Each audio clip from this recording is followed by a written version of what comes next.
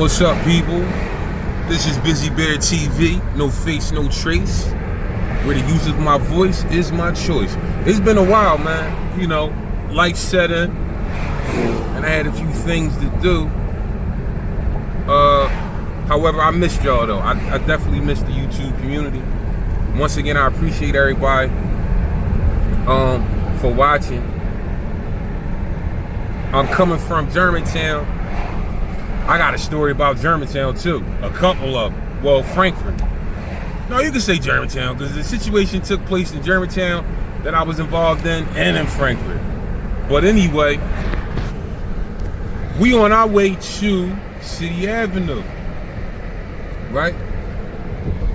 So this particular work that took place this day, once again, me and my squad. It was me, Scanman, and Ruger.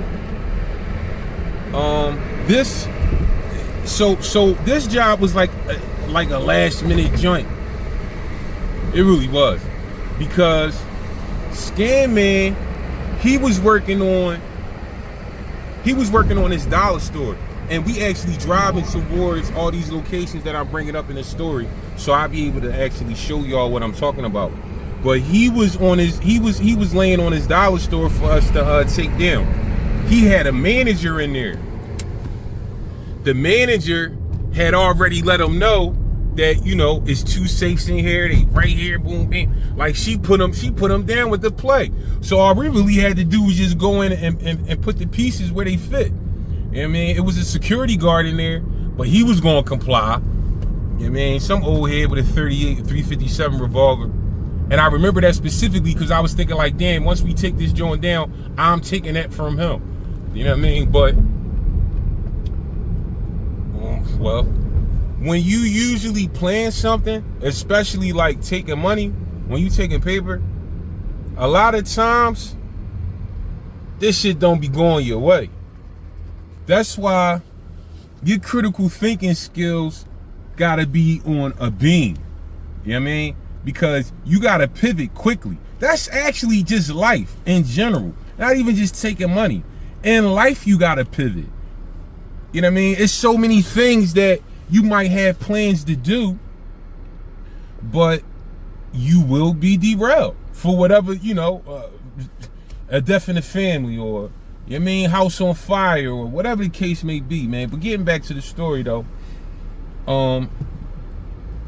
Scanman did his work. He finessed Shorty. She gave up all the information that we needed, right? So it's early in the morning. I'm telling you, like, one thing about me and the squad, you might as well say we clocked in and clocked out. Cause like, people think fast money is easy money, and it's really not. It's really not. I used to trap, but sometimes I would be outside for motherfucking, how long I be outside? I be outside all day and morning.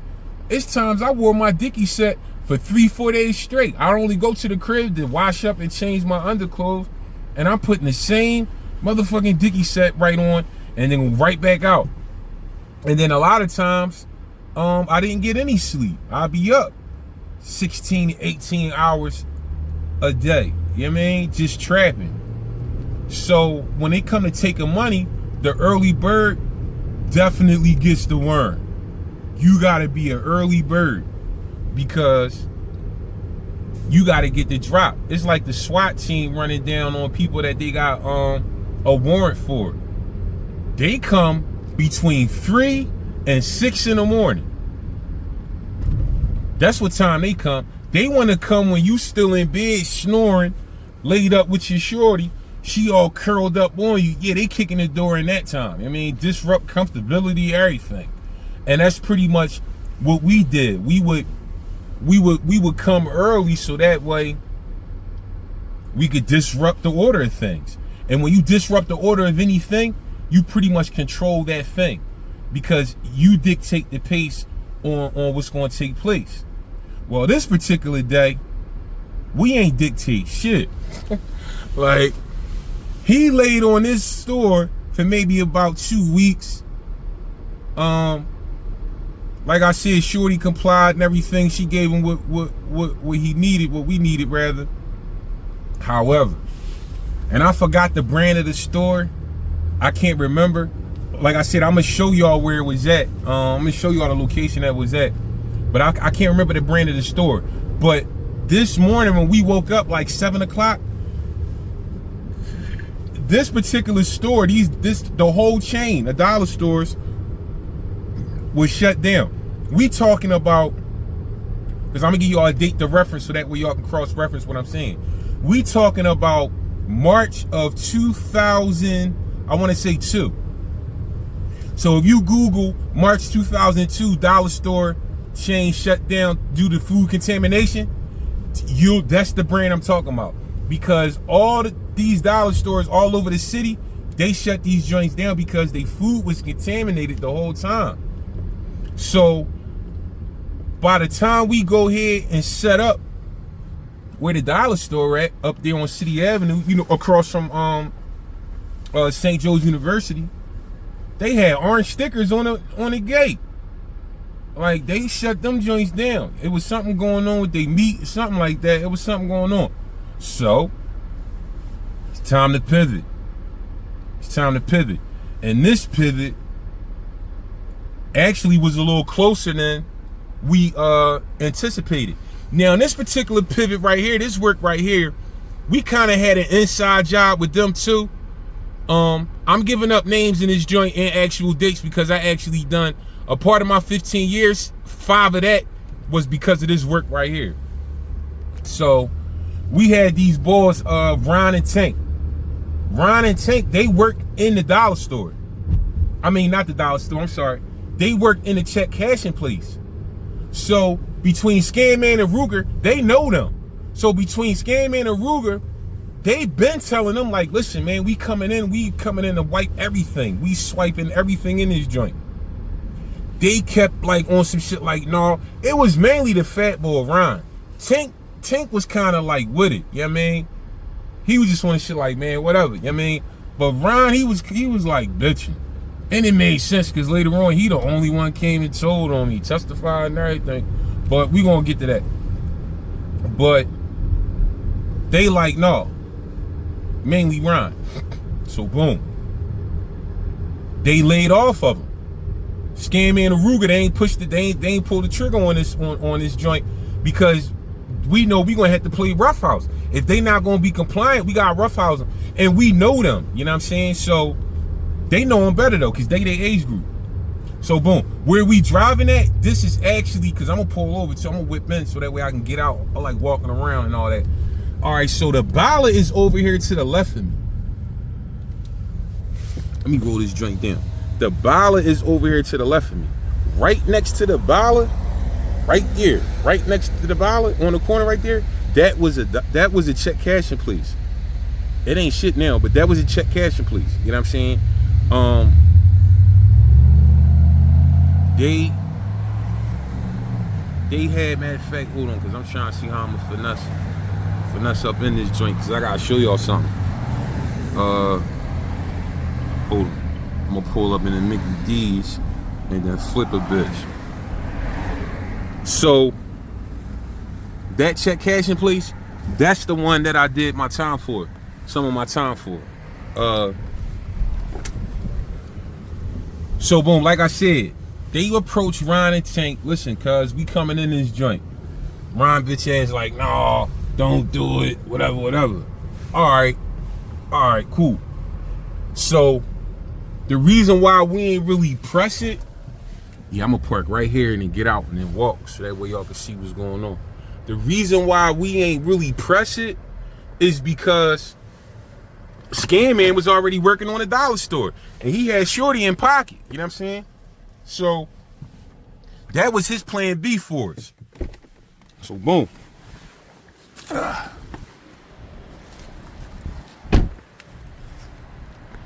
All right, so boom. They like, no, don't do it. So now we can't hit what we wanted to hit. So we gotta play this joint. We gotta play the check cashing please. I keep wanting to say dollar store. We gotta play the check cashing please. So we leave, and once we leave from here, I'm gonna show y'all where the dollar store was at. That joint ain't there no more neither. Everything changed up this bitch. Shit, right there was WDAS. That's where the radio station was. They got the French cuisine bullshit right there. I mean, but for the most part, the end of this part right here, the end of City Ave right here, is still the same. The bar been there forever. I mean, if you from 58th Street, you already know, like, this low-key our joint right here. Niggas go in here, play pool, get a quick drink, I mean, squeeze a couple titties, and then roll. So, this building right here, this was a check cashing place. So, boom. We spin a block from the dollar store. We park right back here. We gonna go back there. Right back there. Where all them cars at, we park back there. Right? So, it was me, Scamman Ruger, and the big homie. You know what I mean? I ain't gonna say his name. He might not want y'all to know. But it was him. He know who he is. So, I gotta show y'all, like, how I bent the corner, because all this is important. All this shit I'm about to show y'all and give y'all is important. This pathway right here is where I walked up at. We parked right there where that bush at. Like, where you see that bush, we park right there where you see that bush at. I walk up this pathway right here. Boom. I walk up this pathway right here. I'm coming. It was a payphone. It was a payphone out here too. I forget where it might have been over here. Where this hole at, I'm not sure. But it was a payphone over here. Right? So boom. I got the 4 pound on me. I put the Mac, I retired the bitch this day. So boom, I'm going in the store. As soon as you go in the store, over here to the right of you, they got a whole bunch of display of bullshit. They got all this Fugazi jewelry and all this other shit. But straight in the back, they got the countertop and they got the countertop and they got the what do you call that? The plexiglass where they supposed to be standing at. Because that's where you do most of your transactions. Unless you request somebody to come over to this side and get some jewelry or whatever else that you want. You know what I mean? So, boom, I open the door. Boom, I open the door, boom. Yeah, this door right here. Open the door. The bull Ron, he in there. Right? He not behind the plexiglass like where he's supposed to be. He right on the right-hand side. So when I go in, I say, yo, cuz, y'all buy DVDs?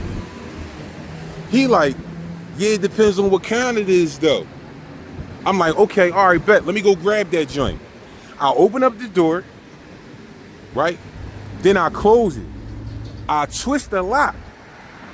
The lock twisted. And I heard a click. So boom, I'm thinking that the door locked. So once I lock the door, I go right over back to Ron. I pull the 4 pound out, put it to his belly. I said, listen, man, come on, walk this way. Tank already in the back, like he already behind a plexiglass where he's supposed to be. So I walk Ron to where Tank at, tell Tank to get on the floor. Tank get right on the floor. When you go on that back, as soon as you get back there to the left-hand side is the safe. And then there's another safe on the other side of the counter. And then I didn't notice, but there's another safe in the back, like where the back door is. So, Tank on the floor. I grab Ron, give him the bag, take this. Ron just automatically go right to the safe, start pulling out all these bills, 20s and 100s, all these bills, right? Start stuffing the bag. Then he go over to the other register or the other safe on the other side of the counter. He open that up, he starts stuffing the bag. Now at this time, cause there was a bell on the door. I hear a bell. I hear the bell ringing, ring. So I'm looking, there's a motherfucker walking through the door, which fucked me up because I swore I locked the door. I ain't know that the fucking lock was broke. So I see your boy, he got motorcycle gear on. So I tell Ryan, I say, come here, man. Get over here. Stand right here with your back to the counter. So now he's standing with his back to the plexiglass, like facing the back door. And I got the blower like right on his motherfucking appendix. So the boy that come in, he like, yo, is Ron here? Ron standing next to me. He know the back of Ron head. So I'm like, no, he ain't here, man. I said, yo, we closed right now. He said, oh, okay, all right. He leave out. Once he left, I looked over to the counter. I see an Intertech 9 AB10, brand new. That has to come with me as well. Put that in the bag, right? Now I got the money from both safes and I got the tech. So I'm about to leave. Listen, man, at the same time, I'm talking about at the same time, both Tank and Ron, they say, yo, you want to leave out the back door? Like they rehearsed it or something. They said this the same time. That's what fucked me up. I'm like, man, what the fuck is going on? So I'm like, no, I don't want to leave out the back door. I said, stay there, man. Don't fucking move. I come out this door again, right? And I'm walking. While I'm walking, I walk past the boy. He got his motorcycle on the sidewalk. I walk past him. I keep looking back to make sure ain't nobody following me, make sure ain't nobody trying to draw down on me. You know what I mean? And I wasn't running either, like, because it was done so smooth. Now, at this time, you had the St. Joe's Burgundy safety balls everywhere. When I was in there, I kept seeing them ride past me, like they riding up and down City Avenue. This is their area. They got to patrol this joint because there's a lot of students that be like in these buildings right here. You know what I mean? They live in this community because they go to school in this community. So the safety boys, they even be in my neighborhood. Boom. I bang this way. Right? Now, you see the way this traffic going? You see everybody facing towards City Ave? It wasn't like this at the time. You can drive, it was like both ways. You can either go this way or you can come this way. They didn't regulate it to where you had to go one way at this particular time. Because when I get back to the parking lot right here, right, we got an option. See, when you from any neighborhood, you already know all the ins and outs. Right back there where that wall at, you can hit that and then bang the left, or you can bang the right and hit City Ave. But because it wasn't no regulations to go either way, the big homie that was driving us, matter of fact, we're going to call him Jason Statham, transporter. The transporter that was driving us, he parked right here.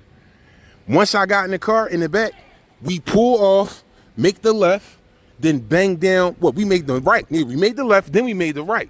And then bang all the way down to our location, right? Which was pretty much where the big homie lived. Because we had to, we had to tuck tail. We had to go somewhere. So boom. I'm gonna walk back to the car. We ain't go this way. Like I said, we went that way. We on our way back to the crib. Right? Well, big homie crib. We go to the crib. Then when we get in there, because then nobody know what I had. But when I was in there, Scam Man, he had actually walked up to the store just to make sure I was cool, make sure everything was straight. And I guess once he seen the play was in motion, he came back to big homie Enrico and was like, yo, young boy in there handling business. You know what I'm saying? So they just stayed there, waited till I got, till I got back. So we drive to the big homie crib. We in his basement, right? When we get in there, he got his cousin down there. So his cousin like, dang, what y'all do? Like, he trying to figure out what the fuck is going on. You know what I mean? So the big homie, he calming him down. He like, oh no, we had to go handle something. Now, remember I said it was early in the morning. So it's breakfast time. That little play that just took place, that shit only took maybe motherfucking 20, maybe 30 minutes. Like, it ain't take long. So that shit ain't take long at all. So motherfuckers is hungry. Yeah, man, it's time to eat breakfast. Okay. So let's turn this AC on. This motherfucking it's hot out here. Here we go. So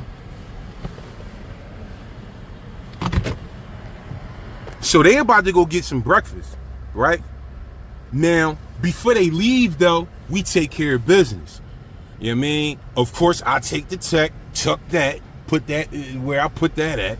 You know what I mean? We ain't even gonna get that confused. You know what I mean? This is mine's. In the paper, we go ahead, bust everything down. I forgot how much we got. It was enough for us, all four of us, to be like, all right, cool. Like, not unsatisfied, but not like satisfied. You know what I'm saying? But I just can't remember the number though.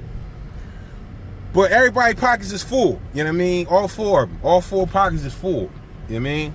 So now Ruger, he turning me in between. I keep saying it's Ruger Rico. That's his name. So I keep if you hear me say Ruger or Rico, I'm talking about the same person. It's Ruger Rico. So now Rico, he turning me. He like, yo, what you wanna eat? We going to the breakfast joint up there on 54th Street. So I let him know. You know what I mean? So they leave out. They leave me with the big homie cousin. So I'm in the basement with him. We chopping it up. You know what I mean? I think we had rolled some blood up. We down there getting high and all that. Now they come back. Right? Give me my breakfast. And I think one of the homies, they got me Styles P. The best of Styles P was 50 songs on this joint. You know what I mean? So, and I was hype about that. Because you know, I was vicious, I was crazy Styles P boy. Styles P and Nas Stillmatic was out at this time. So I had them on repeat. So they grabbed that. Then we chillin', we go back up the way. We leave from Big Homie crib, we go back up the way, and it's business as usual, right? Now, before I continue this story, because we about to be on this turn, it's the light right here to the turn of the dollar store. I want to show y'all this before I get to the next part of the story. So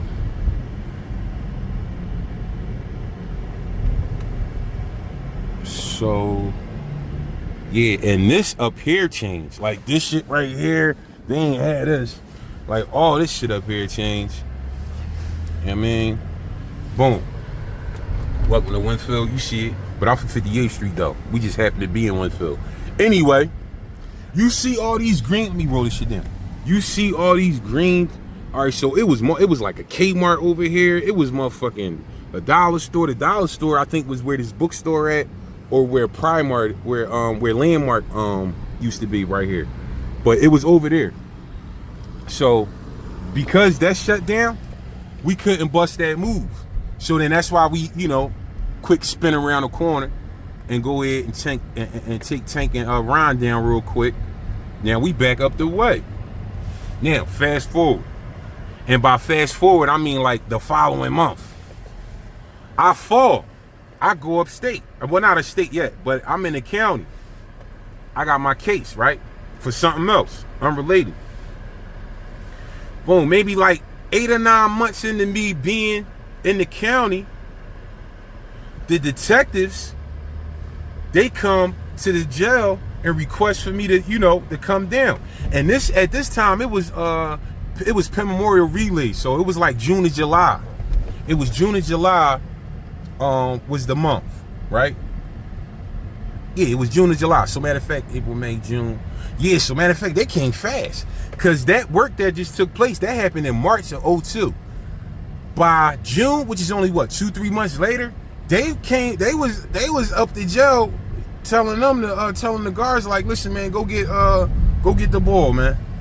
You know what I mean? So I see the guards, they come to my cell, they like, yo, somebody wanna holler at you. Now at the time I'm on crutches. I grabbed my crutch. So I crutch my ass down the steps, go down to receiving. It's 2 white people. They look like DTs though. I already knew it. I could feel it and I see it. They detectives. So they introduced themselves. They like, yeah, my name's so and so, dickhead number 1, dickhead number 2, right? So I'm in the back seat. So we driving, and it probably took maybe like 20-30 minutes before I actually asked them, like, yo man, what is this about? They was like, well, we gonna let you know once we get to where we going. Where did they take me? I want to say they took me to 55th and Pine. Yeah, I think that's where they took me at. They took me to 55th and Pine. So we get to 55th, and then they just pull out this big ass book, like a dictionary. So the first thing they asked me was a robbery that took place. It was a robbery that took place up 66th and Lansdowne. It's Vincent's Pizza right there, but right there on that corner where Vincent's Pizza at, it was a sneaker store. Somebody had bought the building. They ain't even had no signs or nothing up. They just bought the building. It was a sneaker store. They sold like high-end sneaks and clothes and stuff like that. That place got robbed. They asked me about that. Of course, I say, I don't know nothing about that. Then they asked me about another job, right? I don't know nothing about that neither. Now, what y'all gotta understand is, when the detectives grab you for a crime, let's say they grab you for a homicide. They grab you for a homicide.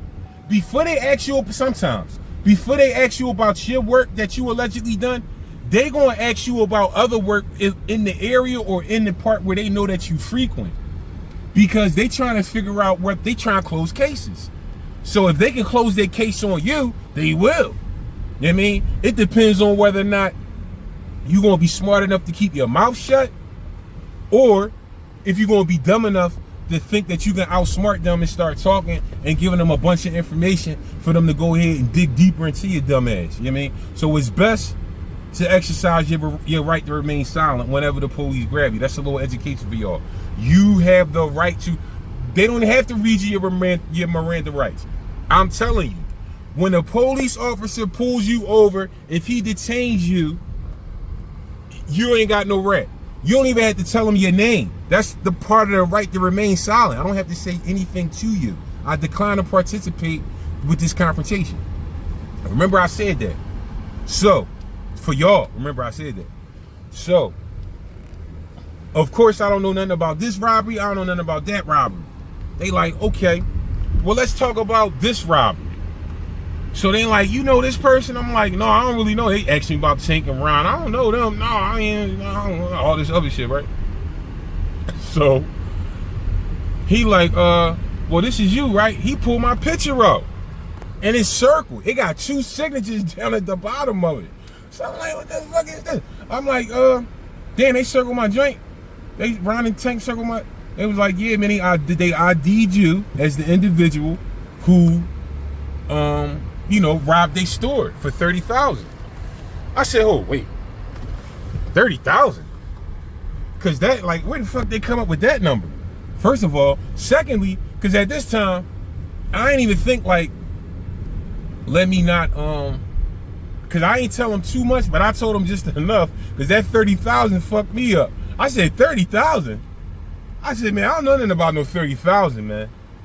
They said, yeah, well, apparently, a couple months back, you went in the store, there's fingerprints everywhere.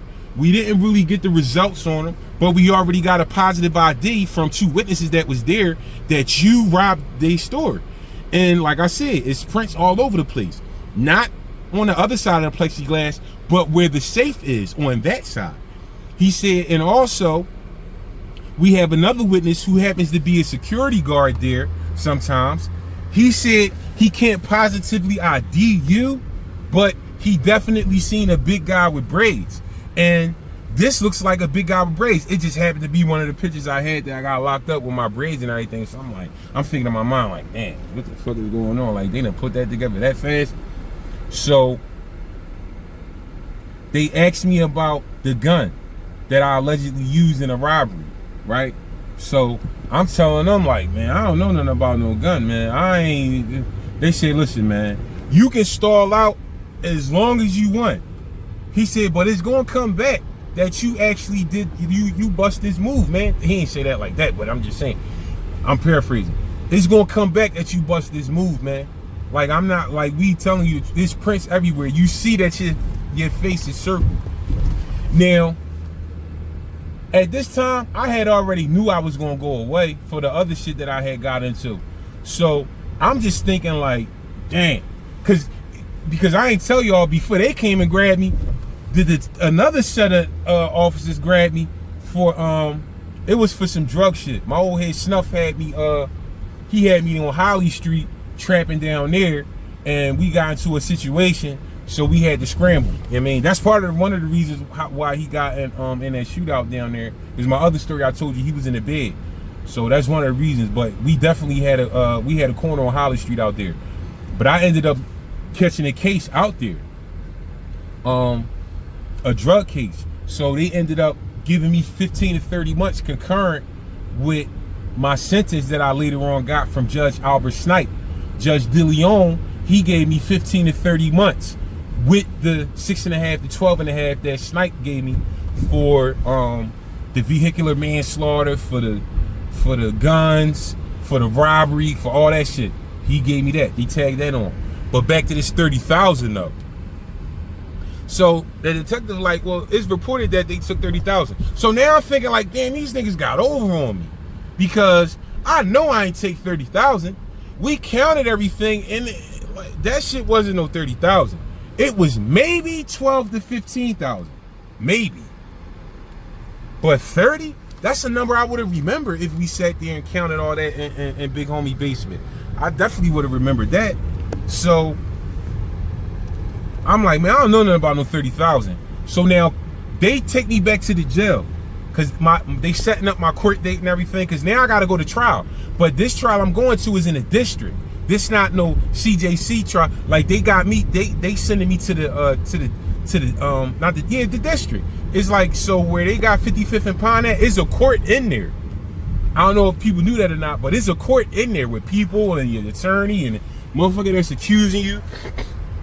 But before this particular court date, I was calling the crib, and Scanman and Rugarico, they had already let me know, like, yo, oh no, I told them, I said, yo, man, they got my face circled and all that. I said, they telling.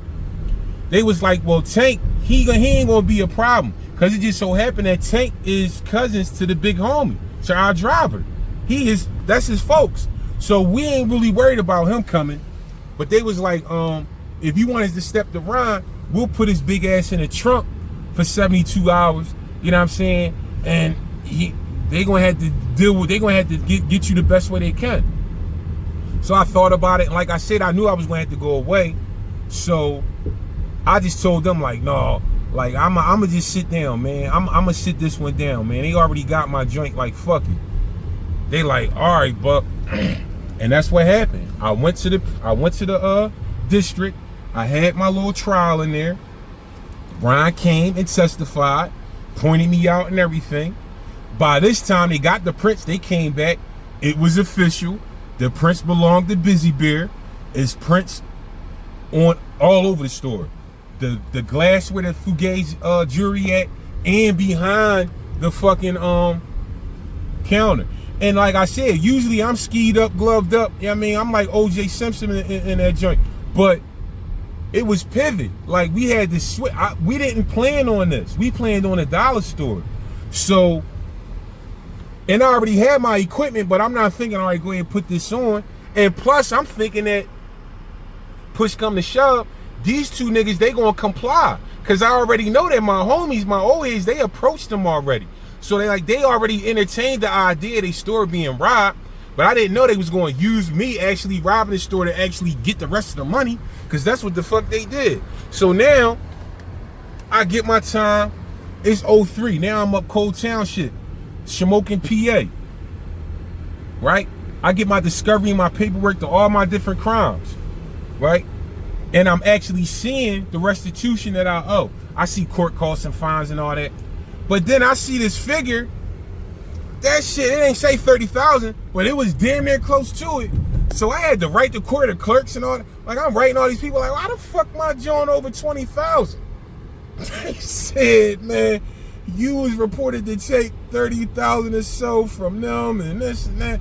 I said, oh no, this got to, no, So over the course of about 15 years, I had to pay that restitution. Because when you upstate, it ain't no you not paying it. Whatever check you receive, whether you working for your check or whether your folks send you money, they taking 20% out of your off your books, man, towards your restitution. They taking that. So if your folks send you a bean at a time, you only gonna see 80 of it. You know what I mean? So, and that's how that shit was for 15 years. Until I was paid up. So that was a crazy lesson for me, because at first I was like so upset that I didn't even take their advice to go to the back door, because that's where the other safe was, at the back door. And the reason why they said go to the back door is because they knew that the guy that walked in was the security guard. The tech that was on the table, that belonged to him. That's why he came in there asking for Ron bitch ass, because he wanted his gun back. And in their mind, they figure like, damn, the security guard got another gun. Like, if big fella walk out and they get into a gunfight, and let's say I die, it's gonna be hard for them to say, oh yeah, he took whatever amount of money, because I'm dead. How the fuck I take something and I'm dead? So my interest, they best interest in line with mine, and vice versa. You know what I mean? So that's why they recommended that I go to the back door. But, and I should have, because I would have seen that safe and I would have cleaned that out too. But that's neither here nor there. More of this story is, Tank, Ron, go ahead and put some cheese on my cracker, man. You know what I mean? Because I actually had to pay a couple of hours behind what y'all took. You know, like I said, I ain't into no crime. I don't even carry guns no more. Matter of fact, I keep a motherfucker around me that'll call. They dial 911 faster than you can say Commonwealth. But I'm just saying, Ron and Tank, go ahead and put some cheese on my cracker, man. Give me my couple of hours. My cash app is $ Busy Bear TV. And go ahead and drop something more. But this is Busy Bear TV. No face, no trace. Where I use my voice, and that's my choice. All jokes aside, though, I really want y'all to be safe out there. You know what I mean? And to the people that's living a life, try to find something else to do, because it's gonna be over soon. And there's so many different ways to get some legal money out here, and you can live comfortably. You know what I mean? You ain't gotta worry about people coming to the precinct, or coming to somewhere and circling your face and doing all this nut ass shit. Like, you can actually live comfortably out here, man, legally. Y'all keep that under your hat, man. Remember that. It's a track in the trunk, he ain't even peep. So when he pressed the power button, I pressed delete.